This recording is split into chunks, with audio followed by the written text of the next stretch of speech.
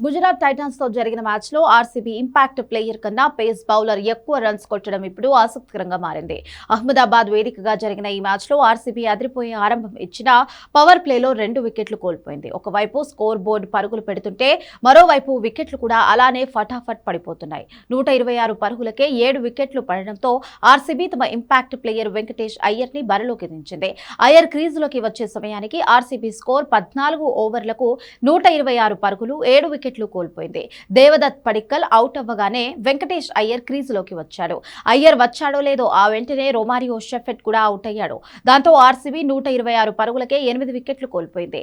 దాంతో ఇంకో 10 పరుగులు చేసి ఉంటే 136 పరుగుల లోపే ఆర్సీబీ ఆల్ అవుట్ అవుతుందని అందరూ అనుకున్నారు. కానీ వెంకటేష్ అయ్యర్ భువనేశ్వర్ కుమార్ మ్యాచ్ ని కొంచెం సేపు నిలబెట్టి స్కోర్ బోర్డ్ 150 పరుగులు దాటేలా చేశారు.